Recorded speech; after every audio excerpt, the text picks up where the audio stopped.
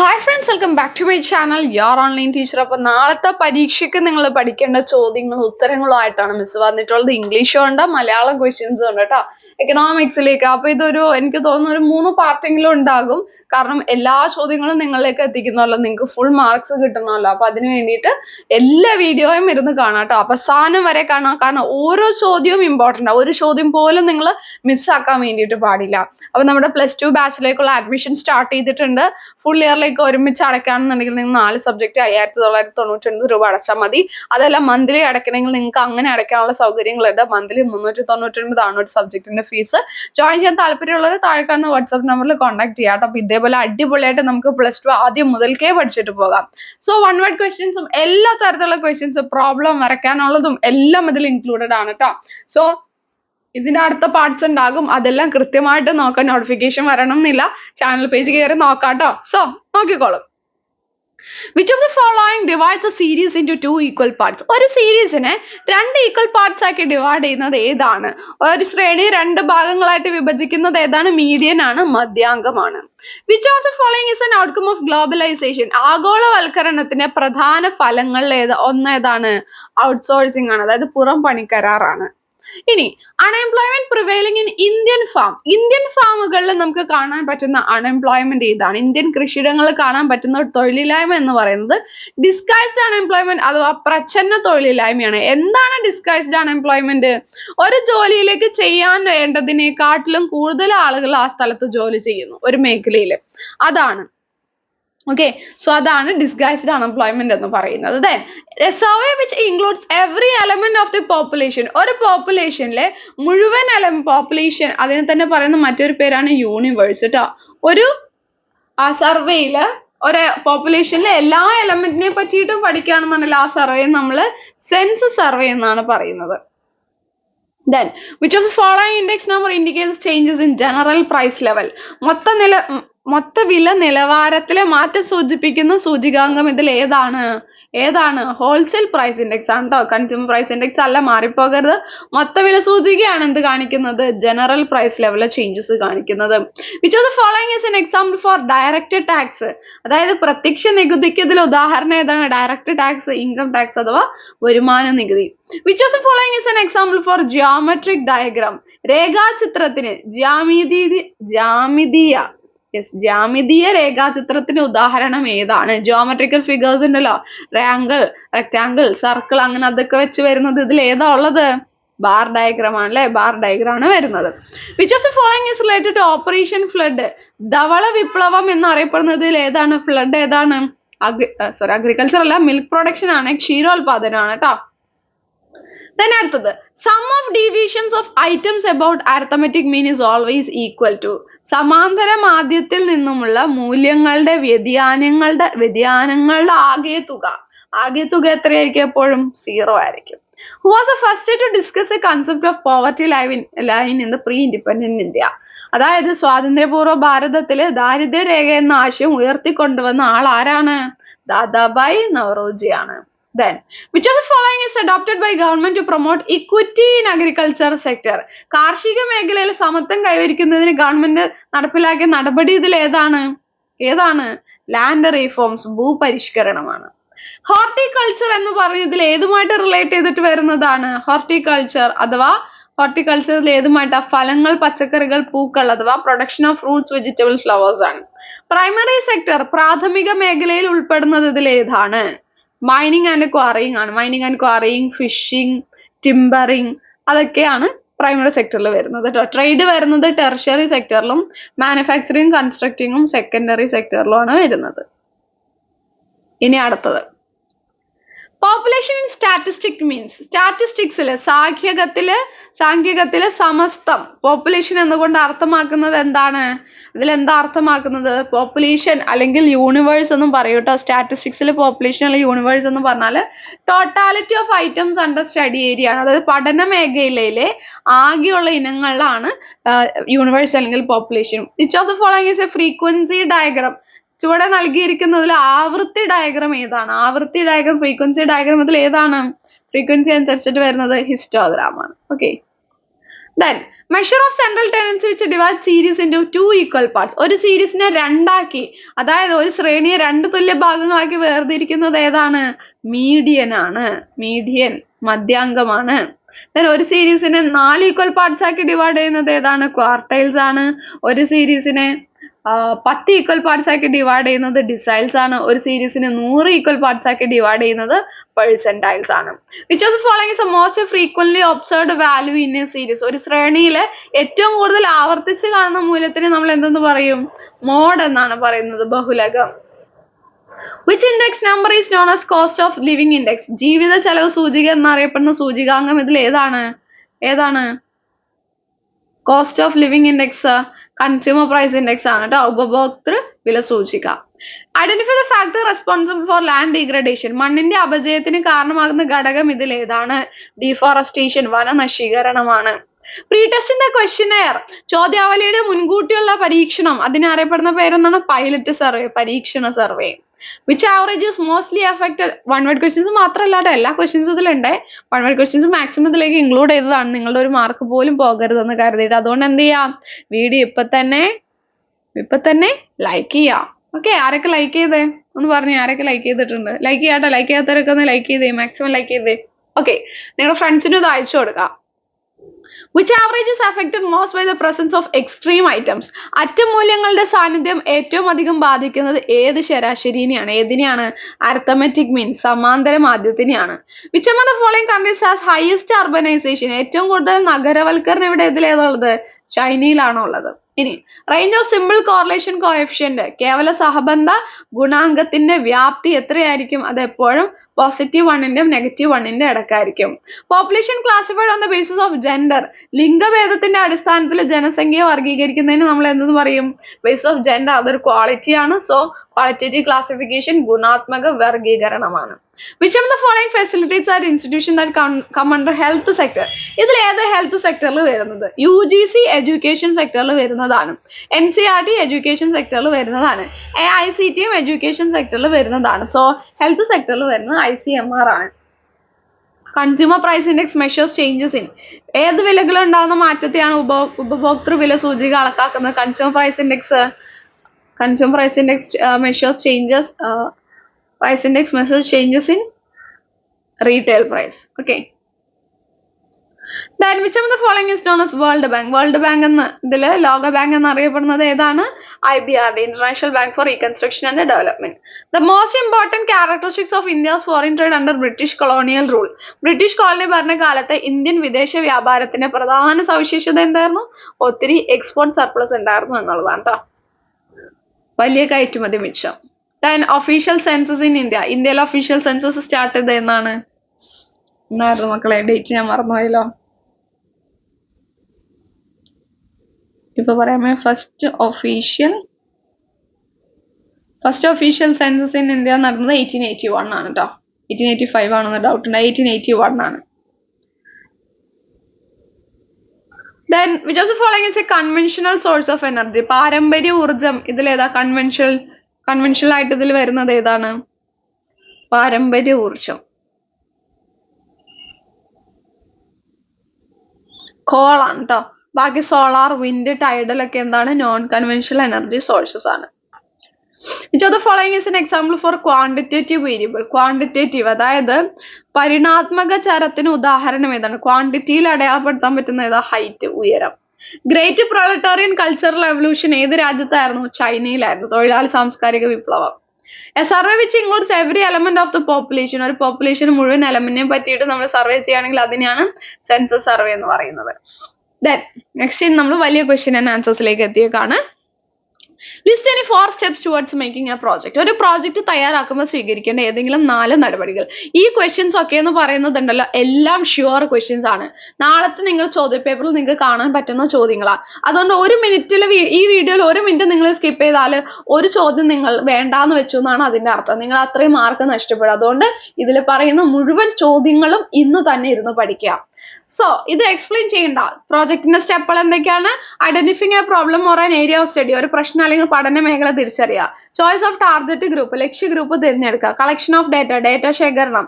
Organisation presentation of data, ഡേറ്റയുടെ ക്രമീകരണം അവതരണവും. അനാലിസിസ് ആൻഡ് ഇന്റർപ്രിട്ടേഷൻ, വിശകലനം വ്യാഖ്യാനവും. കൺക്ലൂഷൻ തീരുമാനം. ബിബ്ലിയോഗ്രഫി ക്രന്ഥാവലി. Then compare chronological and spatial classification.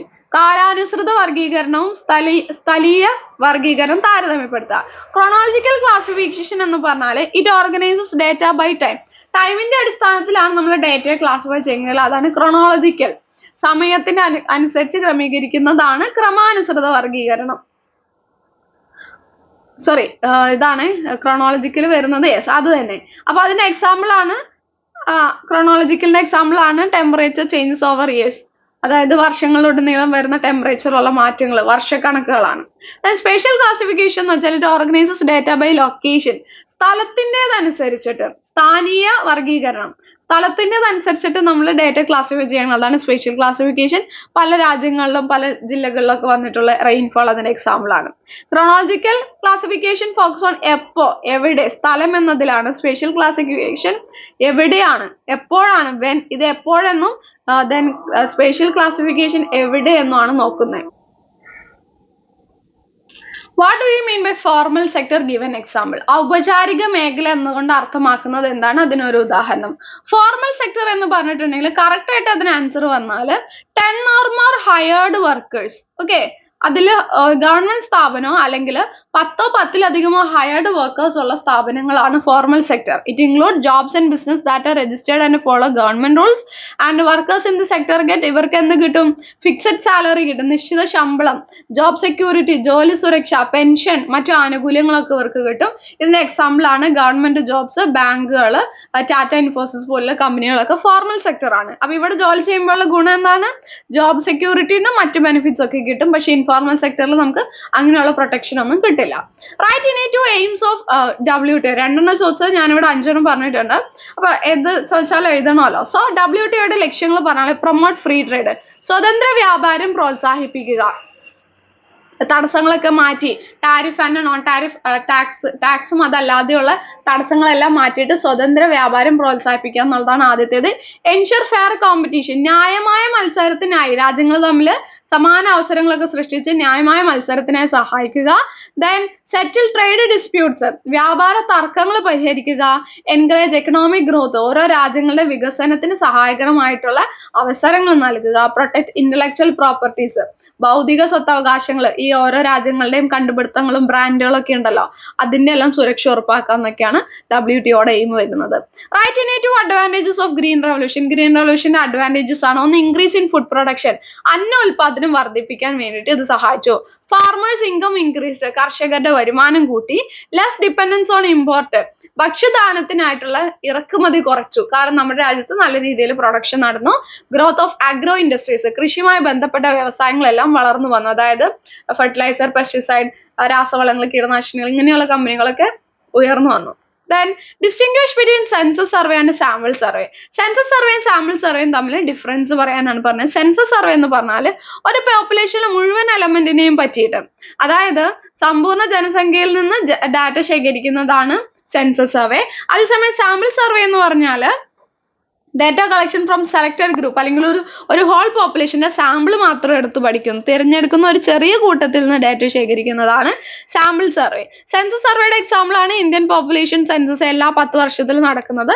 Sample സർവേയുടെ എക്സാമ്പിൾ ആണ് അതായത് ഇപ്പോൾ ഒരു 100 കുട്ടികളെ പറ്റിയിട്ട് എടുത്ത് പഠിക്കുന്നു, ഒരു സ്കൂളിൽ 100 കുട്ടികളെ മാത്രം എടുത്ത് അവരുടെ പറ്റിയിട്ട് പഠിക്കുന്നത്. ഇതിന്റെ അഡ്വാൻറ്റേജ് പറഞ്ഞാൽ ആക്യുറേറ്റ് ആണ്, ഡീറ്റെയിൽഡ് ആണ്. ഡിസഡ്വാൻറ്റേജ് പറഞ്ഞാൽ ടൈം കൺസ്യൂമിങ്, എക്സ്പെൻസീവ് ആണ്. Then use of index number, സൂചകാംഗങ്ങളുടെ 2 ഉപയോഗങ്ങൾ. മെഷേഴ്സ് പ്രൈസ് ചേഞ്ചസ്, വിലമാറ്റം അളക്കാൻ വേണ്ടിയിട്ട് പറ്റും. ഷോസ് എക്കണോമിക് ഗ്രോത്ത്, GDPയിലുള്ള വളർച്ച നമുക്ക് കാണാൻ വേണ്ടിയിട്ട് പറ്റും. ട്രാക്സ് പ്രൊഡക്ഷൻ ട്രെൻഡ്, ഉൽപാദന പ്രവണതകൾ നമുക്ക് പരിശോധിക്കാം. ഹെൽപ്സ് ഇൻ ഗവൺമെന്റ് പോളിസീസ്, സർക്കാർ നയനിർണ്ണയത്തിനും ഇത് സഹായിക്കും. Then write in it benefits of organic farming. ജൈവ കൃഷിയുടെ 2 സവിശേഷതകൾ. എക്കോ ഫ്രണ്ട്ലി ആണ്, പരിസ്ഥിതിക്ക് അനുകൂലമാണ്. ഹെൽത്തി ഫുഡ് ആണ്, ഓർഗാനിക് ഫാമിലൂടെ ഉണ്ടാക്കുന്ന പ്രോഡക്ട്സ് എന്ന് പറയുന്ന ആരോഗ്യകരമായ ഭക്ഷണമാണ്.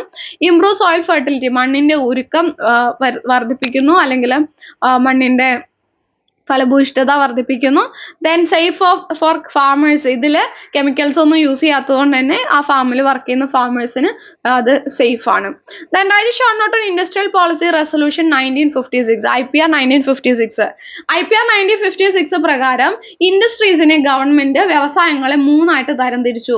പബ്ലിക് സെക്ടർ, പൊതുമേഖല, ഗവൺമെന്റിന് മാത്രമുള്ളത്, എക്സാമ്പിൾ റെയിൽവേ, ഡിഫൻസ് ഒക്കെ.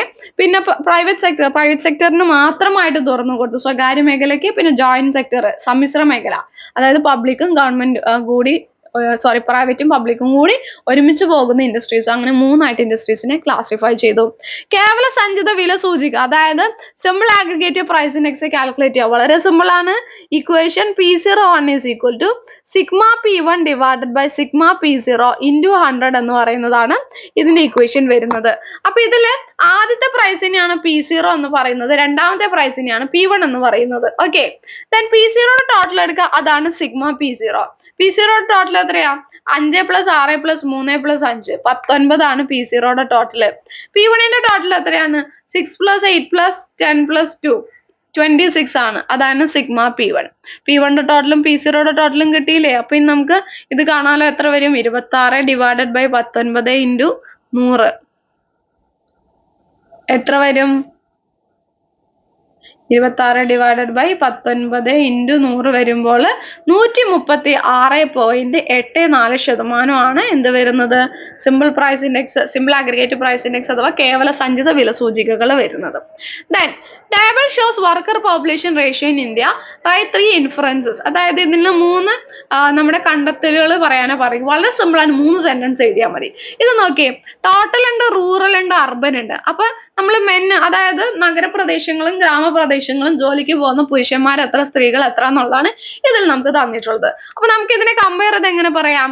Urban men is greater rural men is greater than urban men, അല്ലെ? അതായത് ഗ്രാമപ്രദേശത്തുള്ള ആളുകളാണ്, പുരുഷന്മാരാണ് എന്ത് ചെയ്യുന്നത്? കൂടുതൽ ഗ്രേറ്റർ ദാൻ അർബൻ മെൻ. നഗരപ്രദേശത്തിലുള്ളതിനേക്കാളും കൂടുതൽ ജോലിക്ക് പോകുന്നത് ഗ്രാമപ്രദേശങ്ങളിലുള്ള പുരുഷന്മാരാണ്.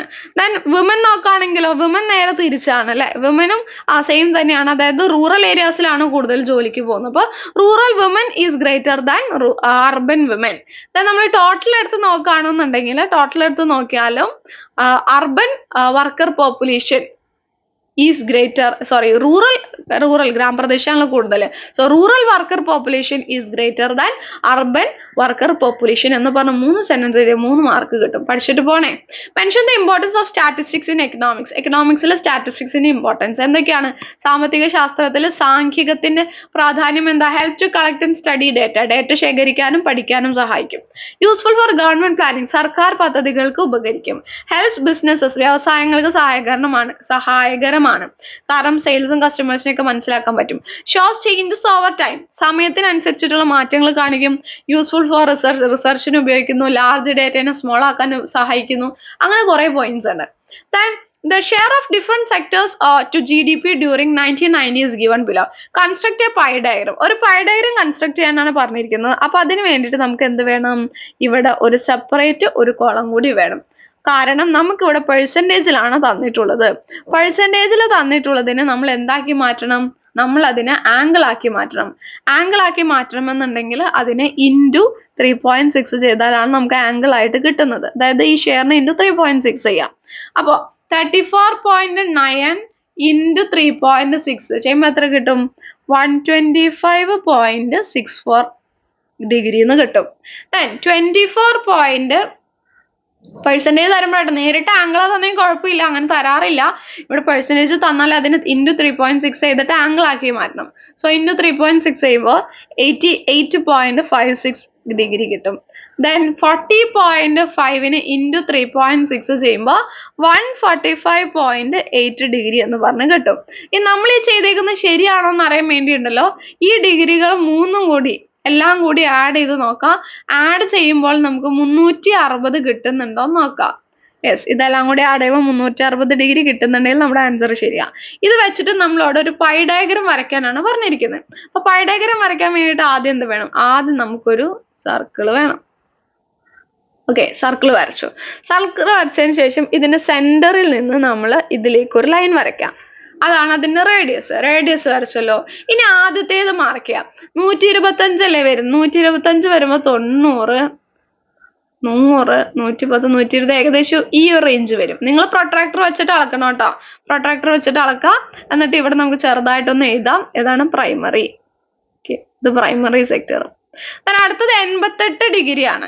88 ഡിഗ്രി എന്ന് പറയുമ്പോൾ ഇവിടെയാണ് പിന്നെ നമ്മൾ അടുത്ത ലൈൻ വെക്കേണ്ടത്. അപ്പൊ ഇത്രയും 90 വരും. അപ്പൊ 88 ഏകദേശം ഇത്രയും വരും.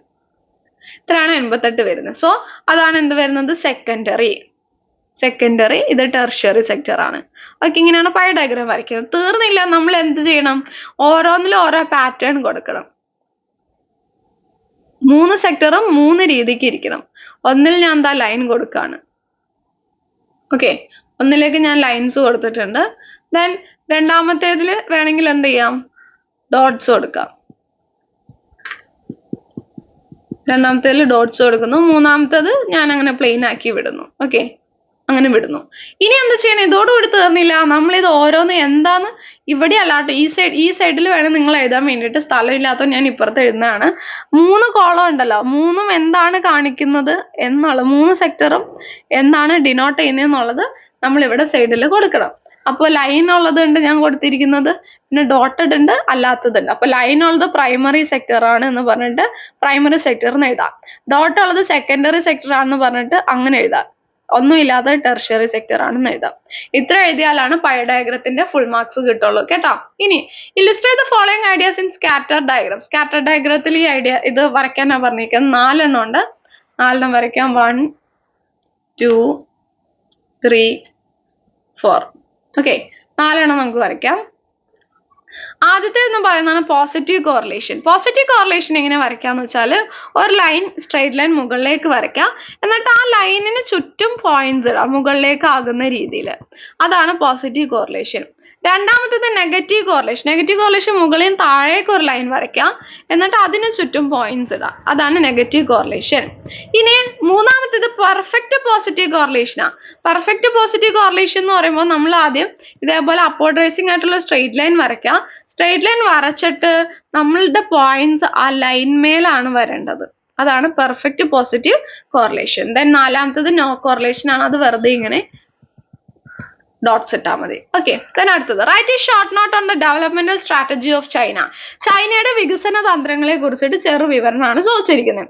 ഗ്രേറ്റ് ലീപ്പ് ഫോർവേഡ് 1958 സ്റ്റാർട്ട് ചെയ്തത്. എന്തിനു വേണ്ടിയിട്ടാണ്? ചൈനയിലെ ഗ്രാമ പ്രദേശങ്ങളിൽ നിന്ന് നഗരപ്രദേശങ്ങളിലേക്ക് അല്ലെങ്കിൽ വ്യവസായവൽക്കരണം പെട്ടെന്ന് വേഗത്തിലാക്കാൻ വേണ്ടിയിട്ട് എന്ത് ചെയ്തു? ഗ്രാമീണ മേഖലയിൽ ചെറിയ സ്റ്റീൽ ഫാക്ടറികളൊക്കെ സ്ഥാപിച്ചതാണ് ഗ്രേറ്റ് ലീപ്പ് ഫോർവേഡ്. രണ്ടാമത്തേതാണ് കമ്മ്യൂൺ സിസ്റ്റം. കമ്മ്യൂൺ സിസ്റ്റം എന്താണ്? അതായത് ഇൻഡിവിജ്വൽസിന് കൈവശം ഭൂമി വെക്കാൻ പറ്റില്ല, ഗ്രൂപ്പായിട്ട് അവർ കൃഷി ചെയ്യുന്നു.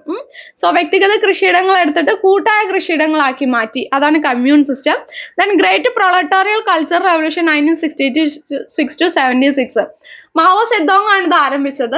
ഇതെന്തായിരുന്നു? ഇതിന്റെ ഉദ്ദേശം എന്ന് പറയുന്നത് നിർബന്ധമായിട്ടും പ്രൊഫഷണൽസ് ഉണ്ടല്ലോ, ഡോക്ടേഴ്സ്, എഞ്ചിനീയേഴ്സ്, ടീച്ചേഴ്സ് പോലുള്ള ആളുകൾ എന്ത് ചെയ്യണം? ഈ നമ്മുടെ ഗ്രാമപ്രദേശങ്ങളിൽ പോയി അവർ നിർബന്ധമായിട്ട് ജോലി ചെയ്യണം. അതായിരുന്നു ഗ്രേറ്റ് പ്രൊളറ്റോറിയൻ കൾച്ചർ റെവല്യൂഷൻ. അതുകൂടാതെ മാവോ സെഡോങ് മരിച്ചു കഴിയുമ്പോൾ പിന്നെ വന്ന ദെങ് ഷിയോപിങ് ആണ്. അദ്ദേഹം മാർക്കറ്റ് ഓറിയന്റഡ് റിഫോംസ് ഒക്കെ കൊണ്ടുവന്നു. അതായത് ഇവിടെ ഫോറിൻ ഇൻവെസ്റ്റ്മെന്റ്, ഡയറക്റ്റ് ഇൻവെസ്റ്റ്മെന്റ് ഒക്കെ അലോ ചെയ്തു. കൂടാതെ സ്പെഷ്യൽ എക്കണോമിക് സോൺസ്, പ്രത്യേക സാമ്പത്തിക മേഖലകളെല്ലാം സ്ഥാപിച്ചു. അവർക്ക് കുറെ നിയമങ്ങൾ, ഇളവുകളൊക്കെ കൊടുത്തു. പിന്നെ ഫോറിൻ കമ്പനീസിനെയൊക്കെ അവർ ചൈനയിൽ ഇൻവെസ്റ്റ് ചെയ്യാൻ സമ്മതിച്ചു. ഇതാണ് ചൈനയുടെ ഡെവലപ്മെന്റൽ സ്ട്രാറ്റജീസ് വരുന്നത്. What do you mean by agriculture marketing? കാർഷിക വിപണനം എന്നുകൊണ്ട് അർത്ഥമാക്കുന്നത് എന്താണ്? Mention any 3 measures taken by government to improve agriculture marketing. ഇത് ഓൾറെഡി നമ്മൾ നോക്കിയതാണ്. ആ ടോപ്പ് 10 തിയറി ക്വസ്റ്റ്യനിൽ നോക്കിയതാണ്. എന്തായിരുന്നു? ഈ കാർഷിക മേഖലയിൽ എല്ലാ സാധനവും വാങ്ങുക, അത് സ്റ്റോർ ചെയ്യുക, വിൽക്കുക, ഡിസ്ട്രിബ്യൂട്ട് ചെയ്യുക, അതൊക്കെയാണ് അഗ്രികൾച്ചർ മാർക്കറ്റിംഗ്. അതിന് വേണ്ടിയിട്ട് ഗവൺമെന്റ് എന്ത് ചെയ്തു? മാർക്കറ്റ്സ് റെഗുലേറ്റ് ചെയ്തു. അതായത് വിലകളിലൊക്കെ ഒരു കൺട്രോൾ കൊണ്ടുവന്നു. താങ്ങ് വിലകൾ കൊടുത്തു, മിനിമം സപ്പോർട്ട് പ്രൈസ് കൊടുത്തു. ഗ്രേഡിംഗ് ആൻഡ് സ്റ്റാൻഡേർഡൈസേഷൻ, ഇതിന് സ്റ്റാൻഡേർഡ് ആക്കാൻ വേണ്ടി ഇതിനു വേണ്ടിയിട്ട് അഗ്മാർക്ക് പോലുള്ള സ്റ്റാൻഡേർഡ് ഒക്കെ കൊണ്ടുവന്നു. പിന്നെ വെയർ ഹൗസിംഗ്, സംഭരണശാലകളെല്ലാം സ്ഥാപിച്ചു. ട്രാൻസ്പോർട്ടേഷൻ, ഗതാഗത സൗകര്യങ്ങളെല്ലാം ഒരുക്കി.